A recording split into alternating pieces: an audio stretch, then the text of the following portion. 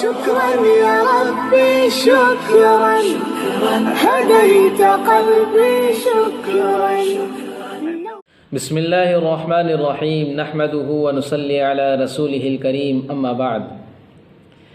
ایک بھائی کی طرف سے سوال آیا ہے، کیا نکاح سے پہلے لڑکا اور لڑکی آپس میں ایک دوسرے کو دیکھ سکتے ہیں؟ اس لیے کہ میں نے سنا ہے کہ کسی لڑکی کو دیکھنا ناجائز ہے، اس لیے اپنے گھر والوں کو بھیج دینا کافی ہے. بھائی جواب اس کا یہ ہے کہ نکاح سے پہلے لڑکے کا لڑکی کو دیکھنا اور لڑکی کا لڑکے کو دیکھنا یہ کچھ شرطوں کے ساتھ جائز ہے، بلکہ مستحب ہے، یعنی ایک اچھا عمل ہے، قابل تعریف عمل ہے. روایت میں آتا ہے، نسائی، ترمذی، ابن ماجہ، دارمی، ابن حبان، ان کتابوں کے اندر ایک روایت ہے، حضرت مغیرہ ابن شعبہ رضی اللہ عنہ کو اللہ کے نبی صلی اللہ علیہ وسلم نے حکم دیا اس بات کا کہ جس عورت سے تم نکاح کرنا چاہ رہے ہو اس کو ایک مرتبہ دیکھ لو، اور وجہ بتائی کہ اس سے محبت اور مودت کی پائیداری کے زیادہ امکانات ہوتے ہیں، یعنی آئندہ چل کر آدمی کو پچھتاوا نہ ہو کہ میں نے دیکھا نہیں اور یہ کیا چیز میرے گلے میں آ گئی. لہذا دیکھ لینا یہ مستحب ہے، لیکن اس کی شرط یہ ہے کہ واقعی نکاح کا ارادہ بھی ہو.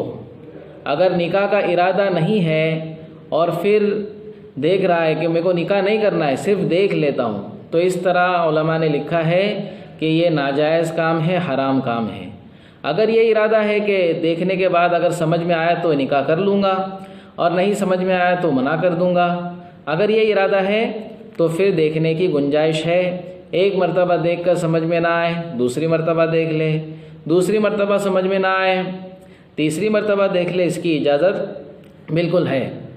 تو یہ کہنا کہ صرف اپنے گھر والوں کو دیکھ لینے سے کافی ہے، یہ کافی نہیں ہوتا، بلکہ آئندہ ایسے امکانات ہوتے ہیں کہ لڑکا اپنے گھر والوں سے یہ کہے گا کہ میں نے تو دیکھا نہیں تھا، تم لوگوں نے دیکھے کیسا پسند کر لیے، میرے کو نہیں معلوم، اس لیے بہرحال میرے کو پسند نہیں ہے.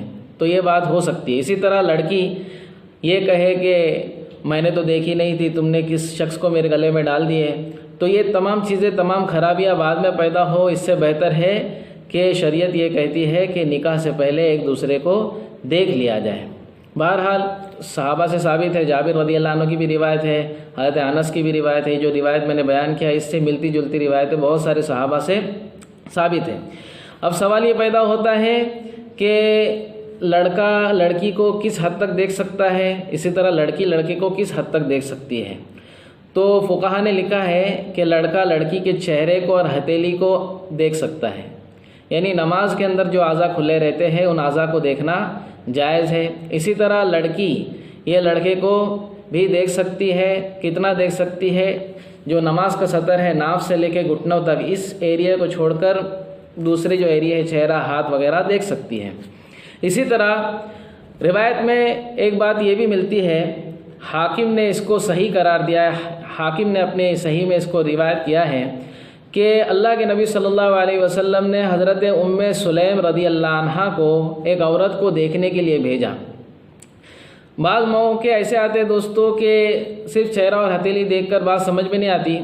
چہرہ اس لیے دیکھنے کو کہا شریعت نے کہ اس سے چہرے سے خوبصورتی سمجھ میں آئے گی، کتنی خوبصورت ہے، اور ہتھیلی سے یہ سمجھ میں آئے گا کہ کتنے جو ہے بھری ہوئی ہے، مطلب کمزور تو نہیں ہے یا پھر زیادہ موٹی تو نہیں ہے. بعض لوگ صرف اسی لیے جو ہے طلاق کے چکر میں آ جاتے ہیں کہ میری بیوی موٹی ہے، نعوذ باللہ من ذالک. یہ سب چیزیں نہیں ہیں، لیکن شادی سے پہلے دیکھنا ہے تو ہتھیلی اس لیے کہ اس سے دبلے اور موٹے ہونے کا اندازہ مل جاتا ہے کہ کتنی دبلی ہے یا کتنی موٹی ہے. بہرحال تو ام سلیم رضی اللہ عنہ کو اللہ کے نبی صلی اللہ علیہ وسلم نے ایک عورت کے پاس دیکھنے کے لیے بھیجا.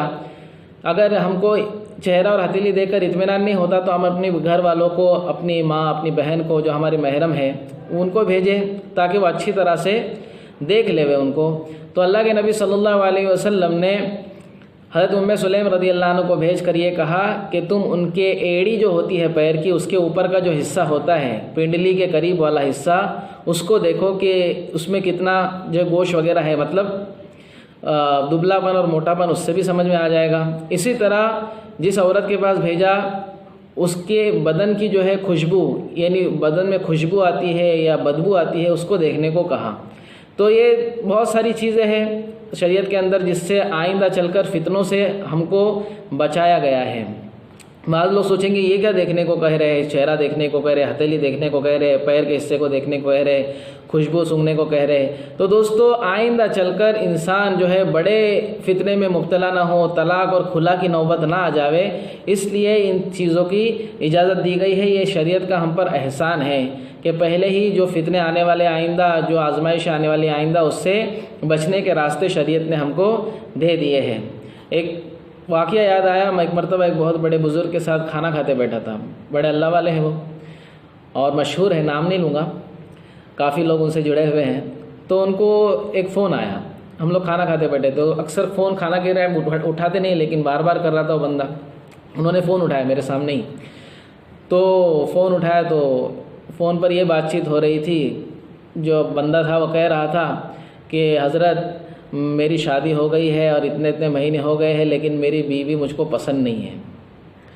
تو حضرت نے اس سے کہا کیا تو نے اپنی بیوی کو دیکھا نہیں تھا؟ تو کہتا ہاں دیکھا نہیں تھا، امی نے بولے تھے تو کر دیا۔ تو دوستو یہ جو زمانہ ہے نا، پہلے کے زمانے میں چل جاتی تھی یہ باتیں کہ امی نے دیکھ لیے چل گیا، ابا نے دیکھ لیے چل گیا، بیٹے کو دیکھنے کی ضرورت نہیں ہے، ڈائریکٹ جو ہے شادی کے دن ہی دلہن کو دیکھتے تھے لوگ، وہ بات الگ تھی۔ لیکن آج زمانہ بہت آگے چلا گیا ہے، لہٰذا تمام فتنوں سے حفاظت کے لیے، آئندہ چل کر جھگڑے سے فڈے سے حفاظت کے لیے ہم پہلے ہی دیکھ لیں، یہ ہم کو شریعت کہتی ہے، لہٰذا اس پر ہم عمل کریں گے، انشاءاللہ ہمارا ہی فائدہ ہوگا۔ لیکن اگر کسی کا نکاح کا ارادہ نہیں ہے، زبردستی ہو جا رہا ہے دیکھنے کے لیے، تو پھر اس کے لیے دیکھنا جائز نہیں ہے۔ اچھا ایک بات یہ بھی ہوتی ہے، بعض لوگ بولتے ہیں کہ کیسے دیکھنے کے لیے جاؤ، اگر منع کر دیا تو سامنے والی کا یا سامنے والے کا دل ٹوٹ جائے گا۔ تو اس میں دل ٹوٹنے والا کوئی مسئلہ نہیں ہے۔ اگر لڑکے نے ریجیکٹ کر دیا تو شریعت کہتی ہے کہ سیدھا انکار نہیں کرنا ہے، بلکہ بعد میں کسی موقع پر یہ بتانا ہے کہ ہم کو سمجھ میں نہیں آیا۔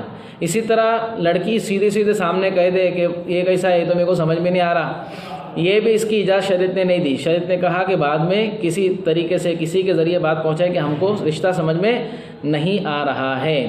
تو اگر ایسا کبھی مسئلہ ہوتا ہے کہ کسی کو لڑکا پسند نہیں یا کسی کو لڑکی پسند نہیں اور وہ اس کو ریجیکٹ کر دے، یعنی منع کر دے، تو اس میں کوئی احساس کمتری کا شکار ہونے کی ضرورت نہیں ہے کہ میرے اندر ایسی کیا کمی ہے، نہیں، ایسا کوئی مسئلہ نہیں ہے، کسی کا دل ٹوٹنے کی، توڑ کے لینے کی ضرورت نہیں ہے۔ اس میں اللہ رب العزت کی خیر سمجھنا ہے کہ رشتہ نہیں ہوا تو یہ میرے لیے اللہ کی طرف سے خیر ہے، لہٰذا اللہ رب العزت ہم سب کو صحیح سمجھ عطا فرمائے۔ وآخر دعوانا الحمدللہ رب العالمین۔